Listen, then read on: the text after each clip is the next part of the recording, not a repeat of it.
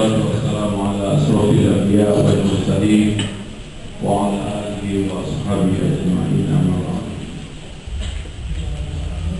Faqala Allah ta'ala fi kitabihil karim a'udzu billahi minasy syaithanir rajim. Ya ayyuhalladzina amanu taqullaha wa tanzur nafsun ma qaddamat lighad wattaqullaha innallaha khabirun bima ta'malun. Shallallahul 'azim.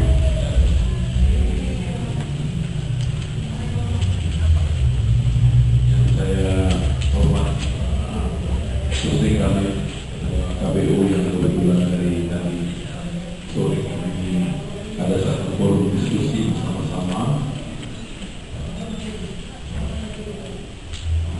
yang saya terima kasih ini diwakili oleh Pak Rizal di maju yang mengatur kita untuk berjalan di Sumatera Barat ini. Jadi mastermind. Pokoknya saya soal maju itu ditakut-takuti ya Pak Rizal. Terima kasih deh.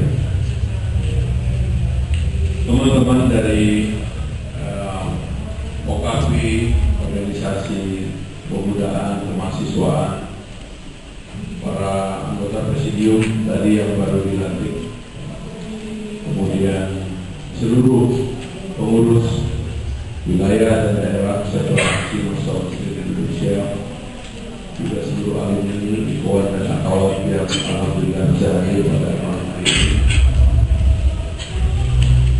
Terus terang malam ini aura dari Sumatera Barat khususnya dan aura pergerakan nasional seperti hadir di ruang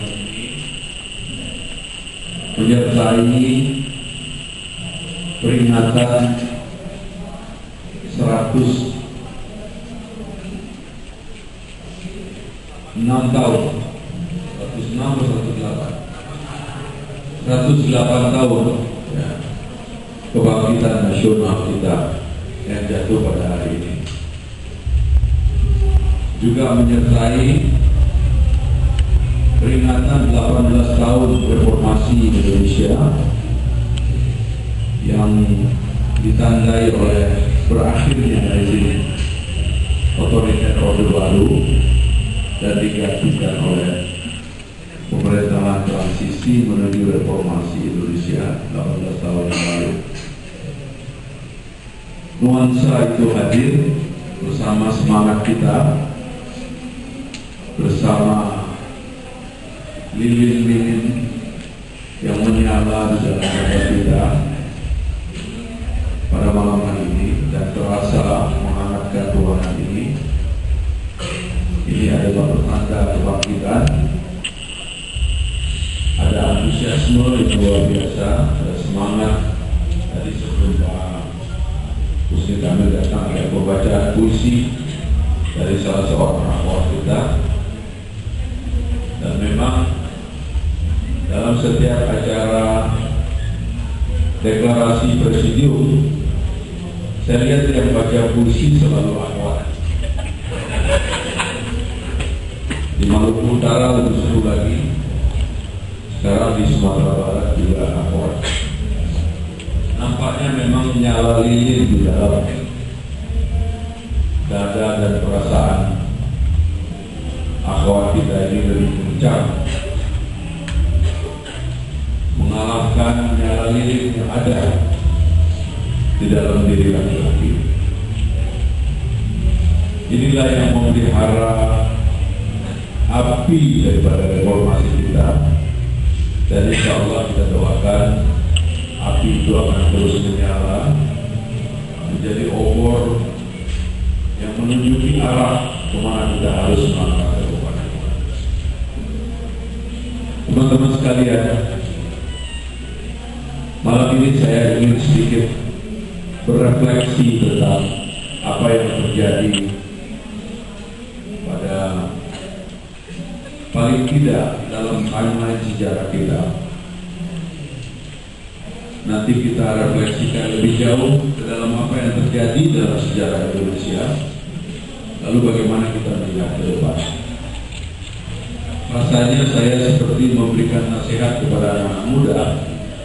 Tadi saya menanyakan umur Pak Husni, ternyata beliau baru 41. Saya tidak tahu bagaimana menurut teman-teman yang lebih tua wajahnya saya atau beliau. Saya kaget juga, ternyata beliau lebih muda dari saya. Jadi mungkin ada kemungkinan saya paling tua di ruangan ini. Dan itu akan menyedihkan saya karena ternyata saya sudah termasuk generasi tua sebetulnya. Untuk membuat kita juga lebih arif dengan keadaan. Teman-teman sekalian, peristiwa reformasi 18 tahun yang lalu yang juga menandai lahirnya Persatuan Mahasiswa Muslim Indonesia disebut oleh Anwar Ibrahim sebagai salah satu peristiwa penting yang terjadi dalam sejarah, terutama sejarah bangsa-bangsa Muslim pada abad ke-20.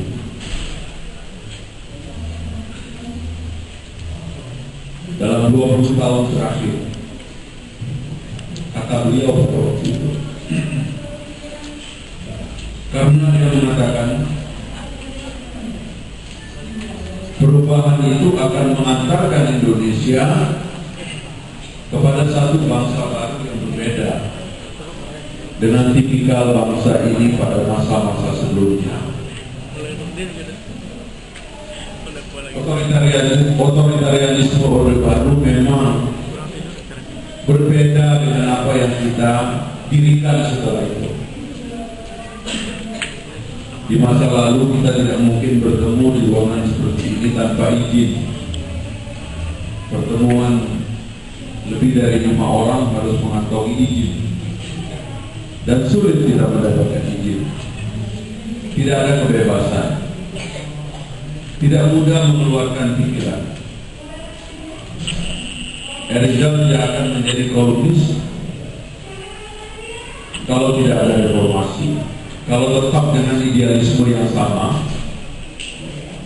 kita tidak akan bisa tampil di depan publik dan menyatakan pikiran-pikiran kita secara merdeka. Orde Baru menganggap bahwa kebebasan manusia tidak penting. Orde Baru menganggap efektivitas negara lebih penting daripada kebebasan rakyat.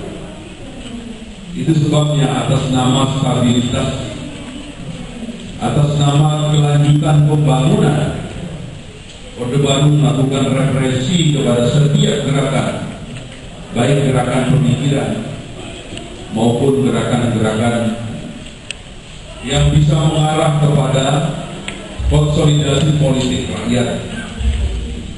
Rakyat dihabisi, pikirannya dibungkam, dan gerakannya dibatasi secara masif. Itulah Orde Baru yang kemudian, karena dia melawan kodrat manusia, maka lahirlah gerakan reformasi yang menyatakan dan datang dengan aspirasi baru bahwa kebebasan manusia lebih penting daripada hegemoni negara. Anak-anak muda yang berkumpul suatu malam tanggal 29 Maret 1998 di sebuah masjid di Universitas Muhammadiyah Malang adalah anak-anak muda yang gelisah karena melihat satu bangsa yang begitu besar tapi tidak bergerak, karena gerakan mereka dikawal dan diawasi oleh diktatorship, rezim yang otoriter yang tidak memberikan kebebasan kepada mereka, sehingga mereka seperti lumpuh, tidak punya tenaga dan tidak punya kekuatan. Mereka seperti terpasung, seperti orang gila. Pikirannya pun terpasung karena tidak bisa bicara. Gerakannya terpasung karena tidak bisa mengkonsolidasi diri. Sikap kita harus dipatut-patut di depan penguasa, dan kita tidak boleh bergerak di di depan penguasa secara bebas dengan gaya kita masing-masing. Kegelisahan inilah yang kemudian menjadi pemberontakan yang menyebabkan kemudian muncullah gerakan reformasi. Dari kampus ke kampus, dalam kampus terjadi pergerakan, terjadi geliat demonstrasi, dan Kesatuan Aksi Mahasiswa Muslim Indonesia adalah di antara yang awal menggerakkan masyarakat untuk berdemonstrasi di luar kampus. Kalau kita meneliti sejarah 1998, ada satu dokumen penting yang kalau kita baca, selamat datang.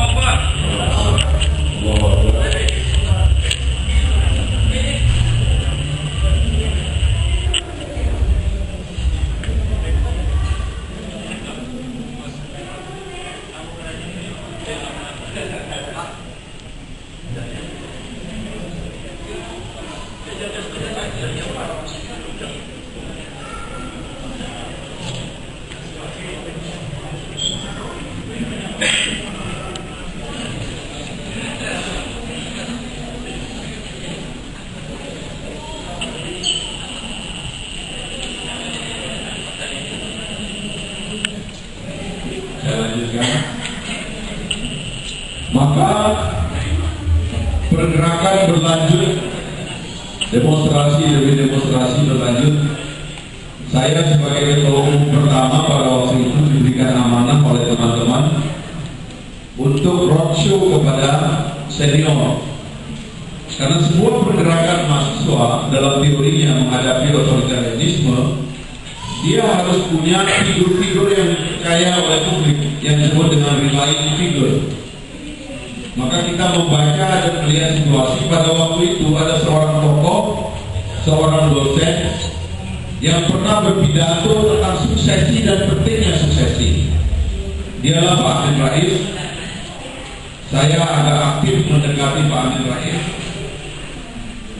Saya pernah dengan Menteri Pendidikan yang sekarang ini, Saudara Anies Baswedan, menjemput Pak Amin Rais pakai bajai di PP Muhammadiyah untuk mengajak beliau dalam satu diskusi di Taman Ismail Marzuki. Lalu setelah reformasi saya datang kepada Pak Amin dan mengatakan, Pak Amin, situasi sudah matang, bagaimana gerakan kita selanjutnya? Yang menarik pada waktu itu karena Pak Amin mengatakan kepada saya, Saudara Fahri, saya juga membaca keadaan sudah matang. Oleh karena itu, kalau gerakan kita ini kurang dari meminta Pak Harto mengundurkan diri, saya kira kita akan terlambat. Saya bilang, Pak Amin, teman-teman mahasiswa terus melakukan pematangan sebagai aktor dan sebagai figur. Pak Amin silakan berbicara kepada publik. Sejak itulah kemudian saya dengan teman-teman mengkonsolidasi gerakan dan berkeliling seluruh Indonesia, bertemu dengan elemen-elemen gerakan, membawa satu tema yang sering disingkat oleh Pak Amin Rais sebagai SHT, yaitu Soeharto harus turun. Itulah yang terjadi dan pematangan demi pematangan terjadi. Ada krisis ekonomi memang tahun 97, krisis ekonomi di Asia, dan ini yang menyebabkan pemerintah kelihatan tidak mampu. Rezim otoriter ini yang tadinya begitu kelihatan punya kemampuan, punya kuasa, punya wibawa, tetapi begitu berhadapan dengan krisis yang begitu besar, rupanya tidak berdaya. Karena itulah jangan terlalu percaya dengan negara yang kelihatan kokoh dan kuat, tetapi rakyatnya lemah.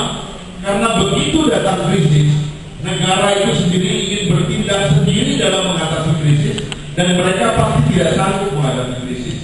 Krisis hanya mungkin dihadapi oleh rakyat yang kuat. Dan kalau kita baca sejarah krisis ekonomi di Indonesia, kalaulah kita tidak punya rakyat yang bertahan, dan kadang-kadang bertahan karena kesahajaannya, kemauannya untuk hidup apa adanya dan sederhana, maka bangsa ini tidak akan bertahan. Bangsa ini bisa lalu lantak, dulu lantak, hancur di dalam krisis. Tapi karena adanya kesahajaan rakyat daya tahan dan kekuatan rakyat, maka krisis yang menghadapi kita itu tidak terasa terlalu berat. Tetapi itu pun menyebabkan rezim ini mengundurkan diri.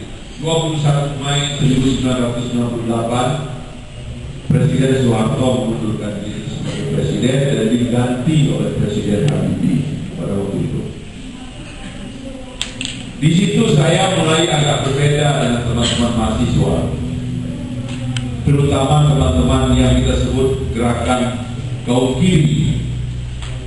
Mereka masih mendemonstrasi Presiden Habibie, tetapi saya menulis di koran dan di majalah di Jakarta.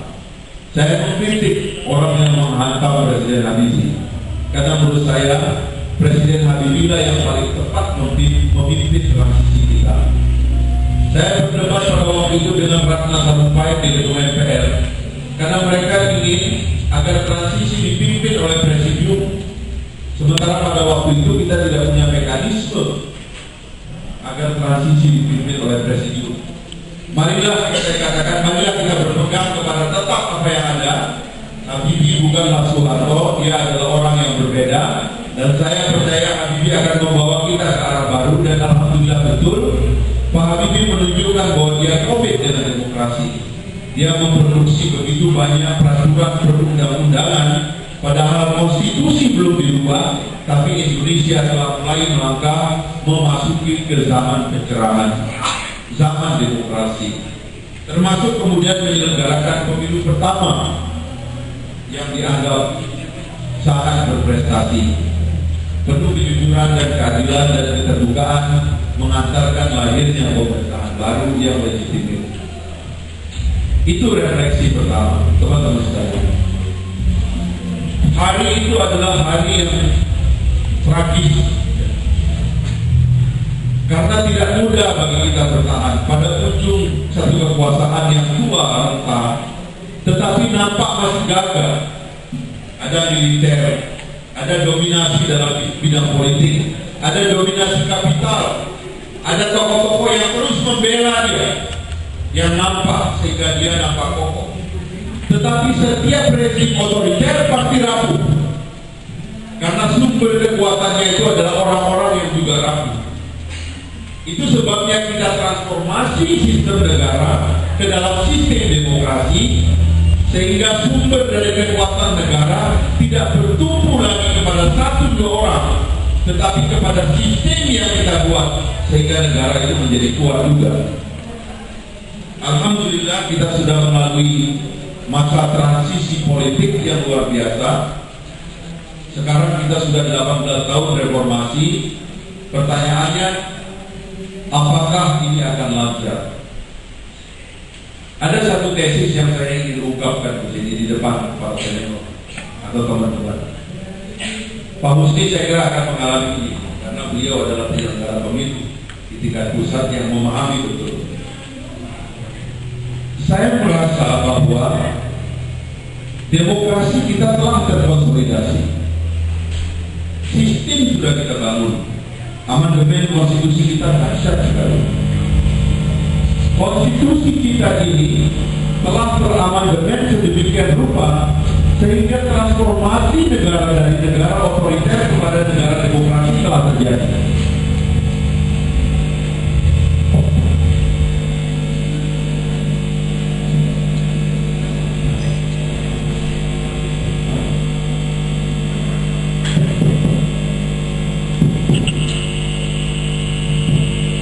Gara-gara tadi kita diserang Audi oleh ketua PDIP tadi.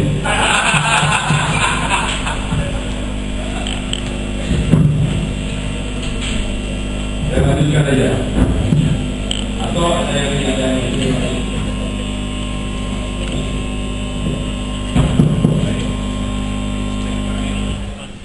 ya.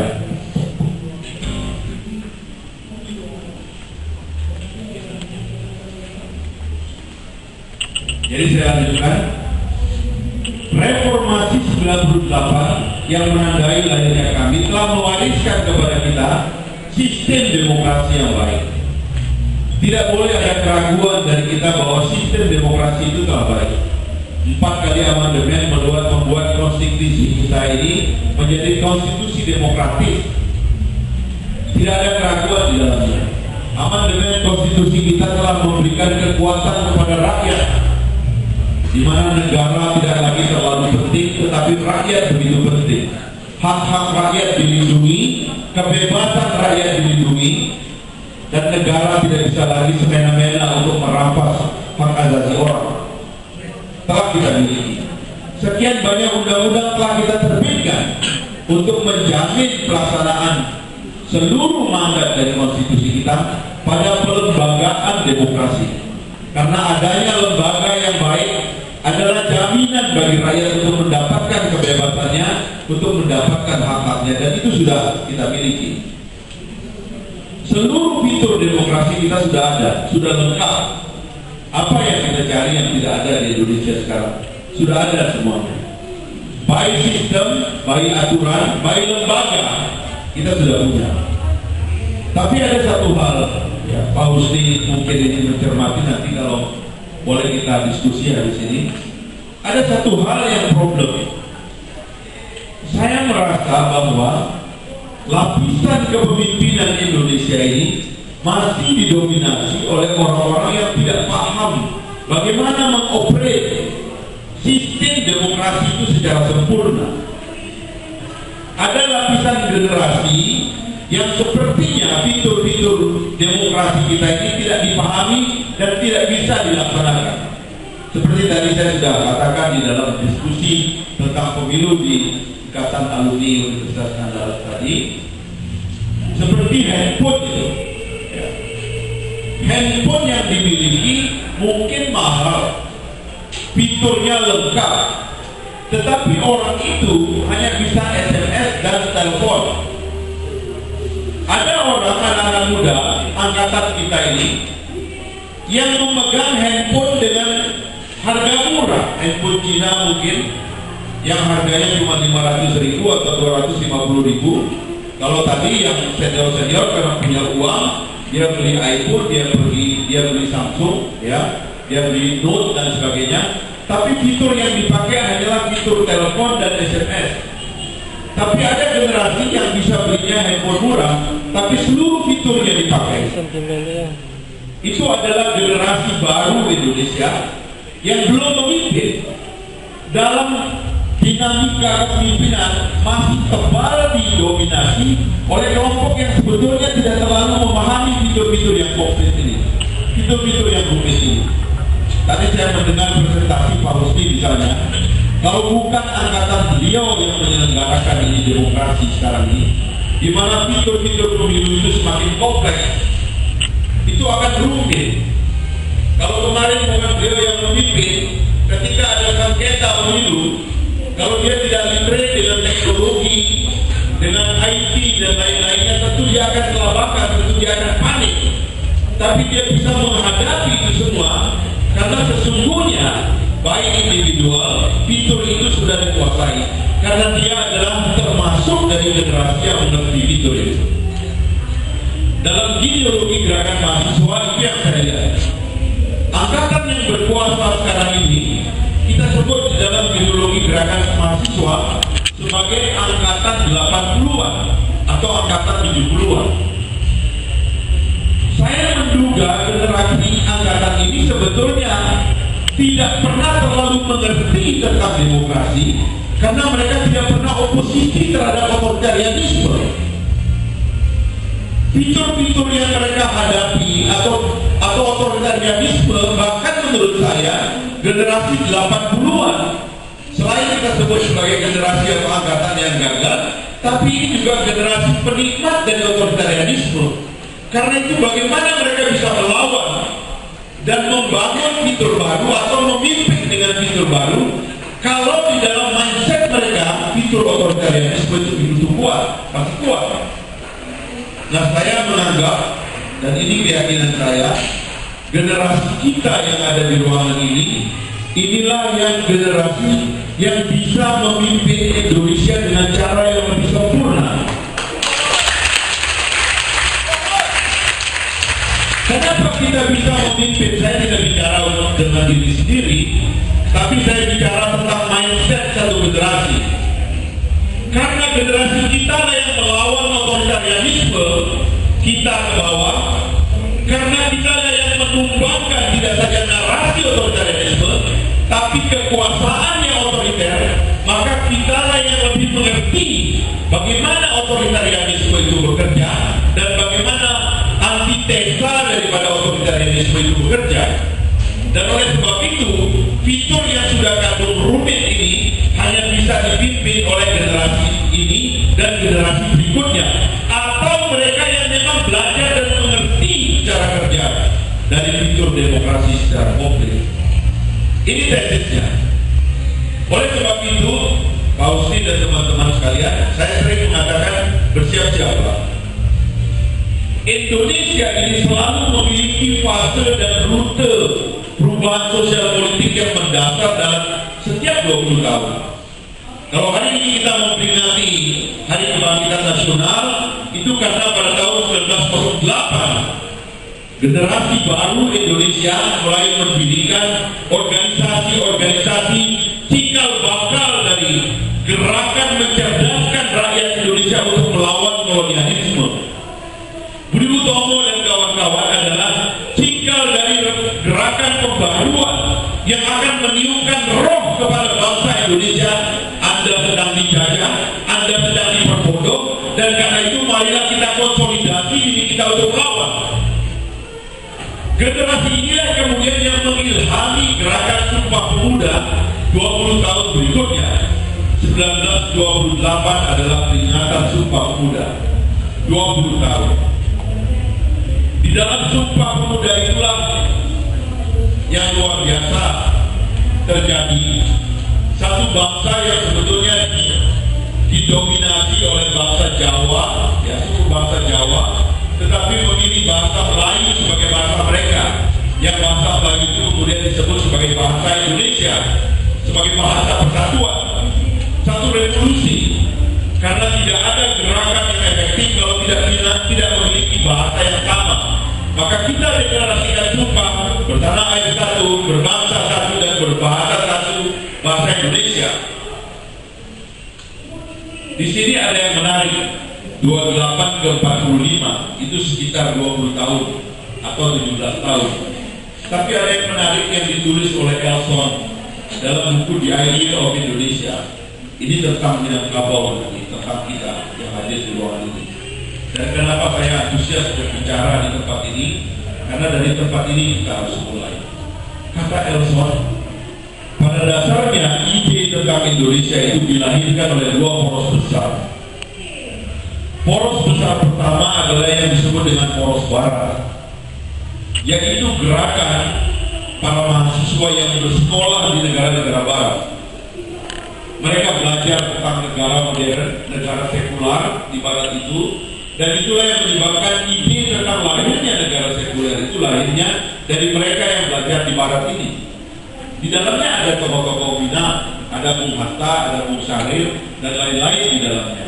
Oleh karena itu sampai akhirnya, meskipun Bung Hatta kemudian mendirikan Partai Demokrasi Islam Indonesia, tetapi beliau dikategorikan sebagai kelompok sekular di dalam gerakan membangun Indonesia. Itu poros pertama. Di sini juga lahir paham nasionalisme. Tetapi ada poros kuat kedua yang disebut Elson sebagai poros timur, yaitu gerakan anak-anak muda, sarjana-sarjana yang mengambil gelar kesarjanaannya di Timur Tengah, Mesir dan sekitarnya, Al-Azhar dan sekitarnya. Dan dia mengatakan mayoritas mereka yang datang ke sana porosnya berasal dari Sumatera Barat.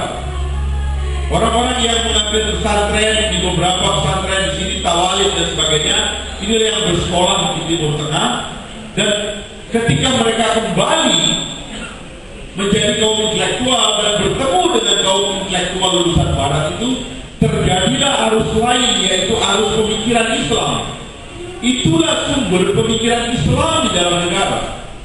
Itu sebabnya kita berketuhanan yang Maha Esa. Itu sebabnya kalau kita membaca Pancasila itu tidak lain dan tidak bukan sebetulnya maqasid syariah, tetapi itu adalah jalan tengah Bagaimana kita membahasakan Islam sebagai mayoritas kepada bangsa yang begitu besar. Memang ada pemotongan 7 kata dalam Piagam Jakarta, tetapi pemotongan itu sendiri tidak mengurangi kenyataan bahwa Pancasila itu sendiri adalah saripati dari makosid syariat dalam Islam. Jadi pertemuan antara Timur dan Barat inilah yang melahirkan Pancasila dan Undang-Undang Dasar 45 yang sampai sekarang ini kita jadikan sebagai dasar negara kita. Karena itulah sumbangan daripada sarjana-sarjana di Sumatera, khususnya di Sumatera Barat, menjadi fondasi bagi lahirnya negara Kesatuan Republik Indonesia. Yang sampai saat ini harus kita sadarkan diri kita bahwa pergerakan Indonesia lahir dari kota ini. Pergerakan Indonesia lahir dari tempat kita ini.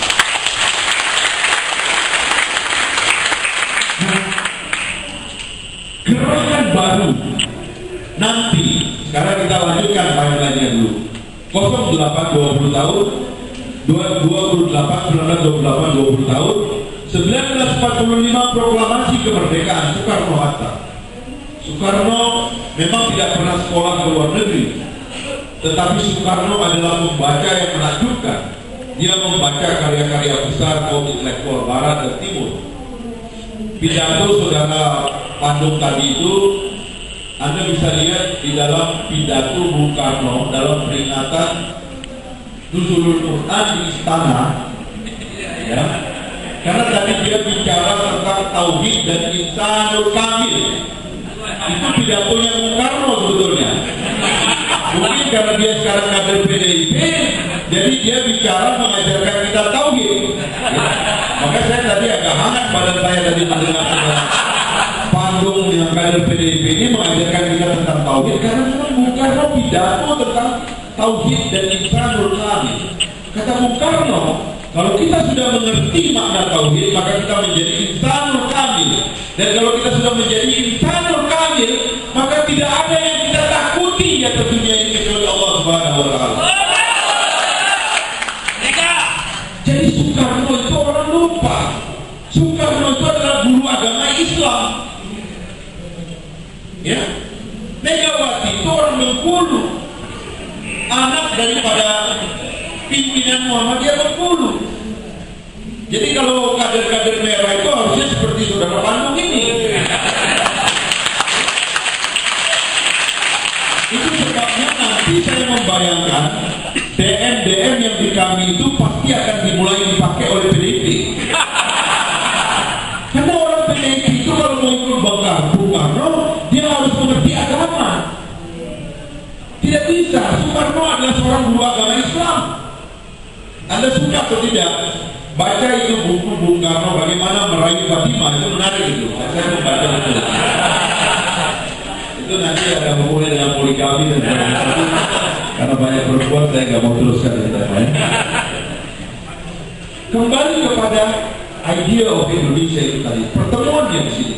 Nah, 2845 proklamasi kemerdekaan, ya, orang Jawa dan orang Sumatera Barat. Lalu kemudian setelah itu 65 pemberontakan Partai Komunis, ya. Ada maknanya nanti di dalam sejarah kita, karena sebagian memang ada warna merah selain karena pengaruh internasional.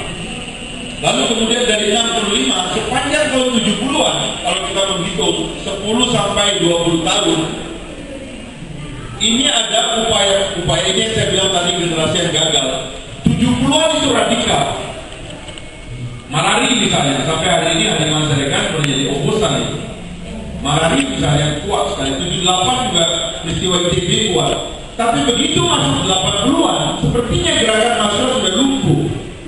Itulah yang menyebabkan timeline sejarahnya dari tahun 65 atau 68 sejak dimulainya pemerintahan baru pasca Orde Lama ke 98 itu sekitar 30 tahun.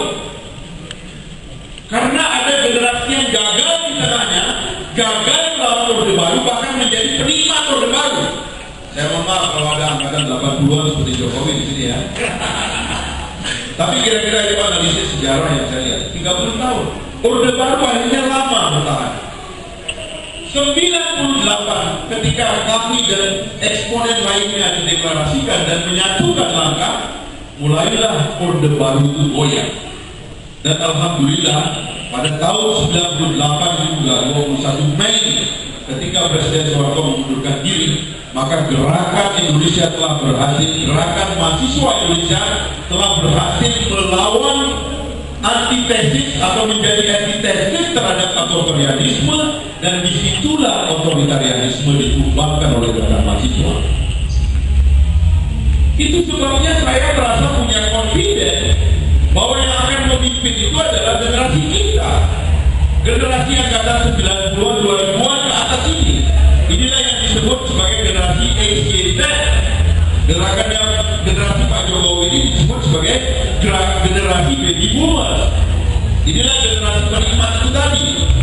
Makanya kalau maaf ini ya, off the record ya, kalau kita lihat Pak Jokowi pidato kan, itu tidak ada gimmick-gimmicknya atau kontennya yang kira-kira antitesa terhadap cara lama.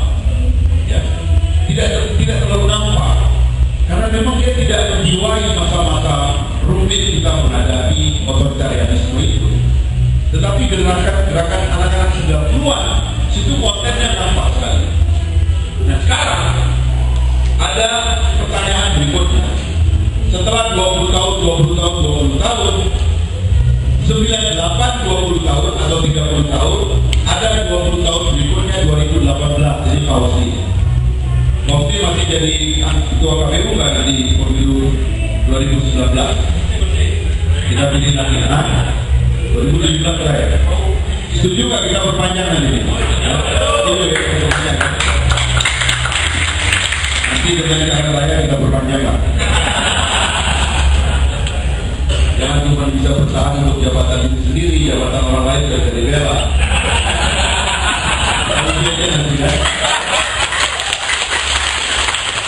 Kalau saya sudah bisa mereka membuktikan, berarti saya servis namanya. Ya. Kita lihat, ini ada peristiwa yang penting yang terjadi. Kalau kita percaya dengan siklus ini, maka 2018-2019 itu ada peristiwa penting. Tapi kalau di Jakarta itu bisa dimulai dari 2017, karena ada pilkada di DKI. Pilkada di DKI ini agak menyeramkan juga.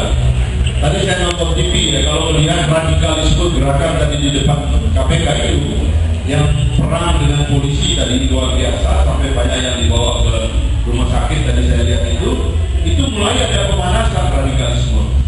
Saya kira itu akan berujung pada 2018-2019. Saya sangat percaya dengan semacam rute pergerakan generasi ini. Ya. Mulai sekarang kita ini yang hadir di tempat ini harus mulai berkonsolidasi, karena seharusnya 2018 atau 2019 Republik Indonesia akan menyongsong satu kepemimpinan baru yang akan dipimpin secara penuh oleh generasi yang mengerti bagaimana mengolah fitur-fitur yang rumit ini. Atau kalau tidak, dan kepemimpinan itu jatuh kembali kepada mereka yang tidak bisa mengelola fitur-fitur ini, saya khawatir tidak saja kita ambruk, tetapi kita juga setback, dan bisa-bisa masa depan kita hilang. Kenapa saya berani mengatakan itu juga? Karena ada situasi di luar. Ini analisis penutup saya. 25 tahun yang lalu ada analisis tentang benturan peradaban. Ini anak-anak kami sangat senang dengan tema ini, karena anak-anak kami itu bicara tema peradaban. 25 tahun yang lalu ada analisis tentang benturan peradaban oleh Huntington.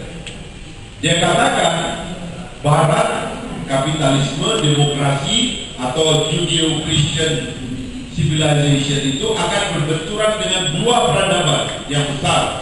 Yang pertama adalah benturan material dengan peradaban Konfusius.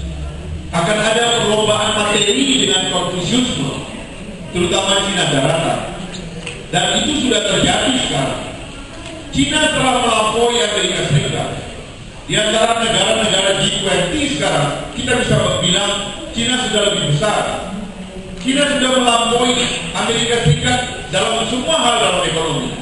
Karena tidak saja itu, Amerika juga addicted terhadap produk dari Cina, addicted terhadap jasa-jasa yang berasal dari Cina. Dan jangan lupa, dalam garam perekonomian Amerika sekarang 30% adalah uang Cina.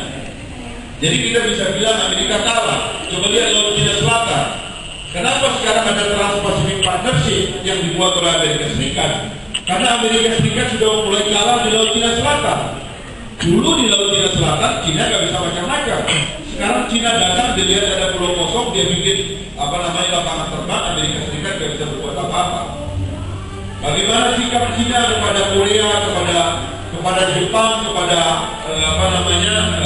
Filipina, termasuk Cina, Amerika Serikat tidak bisa berbuat banyak. Itu benturan pertama. Dan jangan lupa, kalau saya berbicara benturan atau Amerika mengindikasi bahwa ini adalah perang, maka Amerika akan juga memobilisir kekuatannya untuk melumpuhkan lawannya. Karena itulah banyak dari perang yang kita hadapi sekarang ini tidak kita pahami. Dan sayang sekali para pemimpinnya juga tidak paham bahwa ada benturan besar sekarang yang kita bangsa Indonesia bisa jadi korban. Apa itu peristiwa reklamasi? Apa itu peristiwa jembatan Selat Sunda? Menurut saya itu adalah perang modal. Kalau tidak pakai uang saya, jangan kamu bangun. Kalau kamu bangun tidak pakai uang saya operasi intelijen untuk menggagalkan proyek itu. Itu bisa terjadi. Dan itu sudah terjadi sekarang. Yang kedua, karena kita ini adalah terutama teman-teman pergerakan Islam, akan ada kata hakikat perang antara Judeo-Christian civilization ini dengan secara spiritual dengan gerakan Islam, dengan Islam. Itulah yang menyebabkan Barat menciptakan ISIS.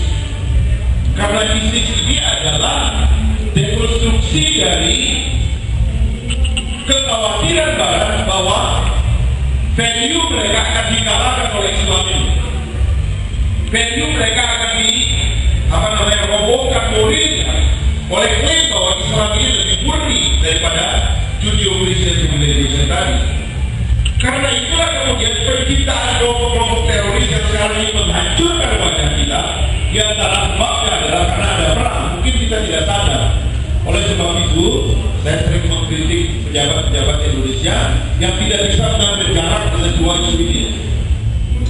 Dan tugas kita dalam pertemuan kita nanti dengan lintas gerakan dan sebagainya adalah mari kita pastikan bahwa Indonesia akan tampil sebagai peradaban alternatif, tidak terbentur oleh benturan yang dilakukan dalam perang peradaban itu, karena itu perang kita.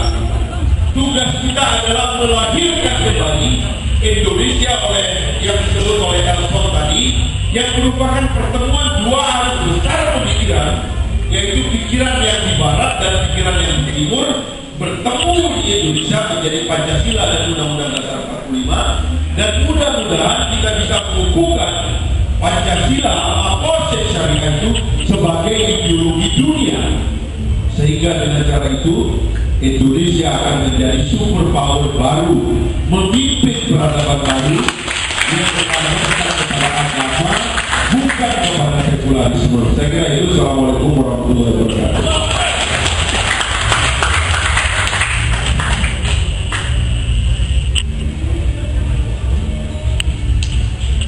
Baik, terima kasih kami ucapkan kepada kami Fahri Hamzah yang telah menyampaikan orasi kebangsaan dalam program Unsur Kebangkitan Nasional pada malam hari ini.